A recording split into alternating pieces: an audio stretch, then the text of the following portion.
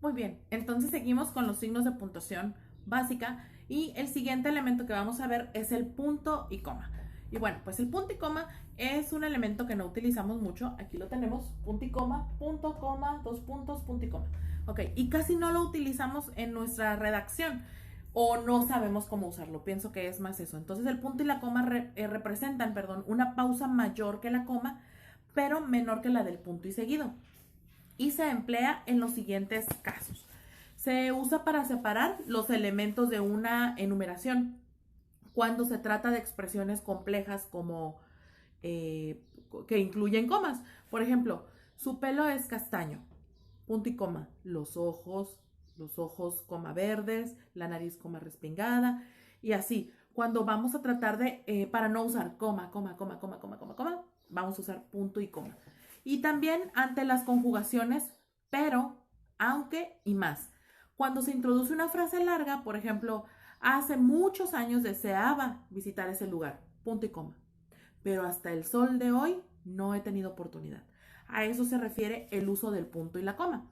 El siguiente elemento que tenemos son los puntos suspensivos. Y los puntos suspensivos nos tienen en suspenso todo el tiempo porque la pregunta es, ¿cuántos puntos son? Y la respuesta es que son 3. Hay quienes escriben, 1000 puntos suspensivos creyendo que con eso generan más suspenso. Es un error. Se escriben solo 3 puntos, son los necesarios. Y esos 3 puntos, muchachos, son como la abreviatura de etcétera. Si tú pones 3 puntos, ya no tienes que escribir etc. O si escribes etc, ya no tienes que escribir los 3 puntos, porque ya no es necesario, ya se entiende que estás diciendo que hay una continuación, ¿ok? Entonces, o escribes, por ejemplo, no sé, el color de las flores, rojo, blanco, verde, amarillo, negro, coma, etcétera, ya no escribes 3 puntos suspensivos. O pones los 3 puntos suspensivos y listo, entendemos que continúa, ¿ok? Así que puedes usar uno u otro, pero no los dos juntos. Y solo 3 puntitos, no te agarres ahí picándole al punto como 1000 puntos. No, eso no está correcto. Muy bien, entonces son 3 puntos en línea y sin dejar espacio entre ellos y se emplea en los siguientes casos.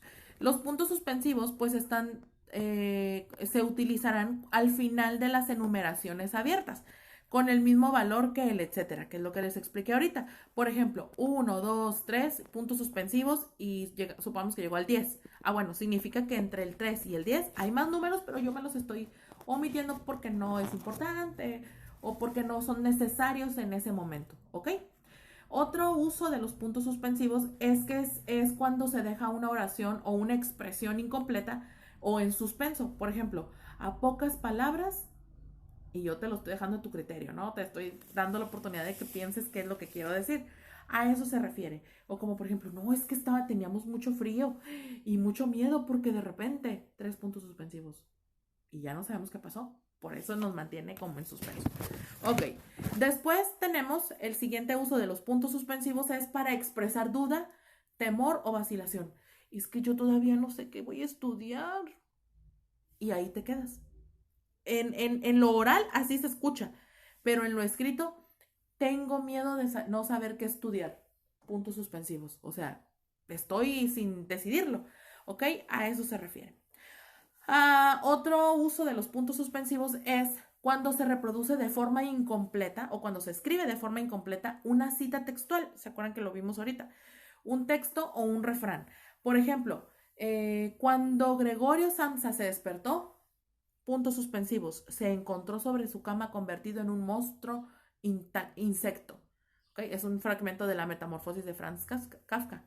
Y quiere decir esos 3 puntos suspensivos en medio, quiere decir que había más cosas, pero que el escritor decidió acortarlo para darle una intención específica. ¿Ok?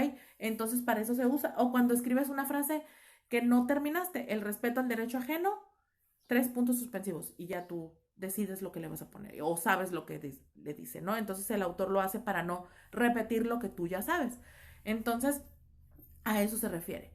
El último signo de puntuación básico que tenemos hoy son los signos de interrogación y de admiración.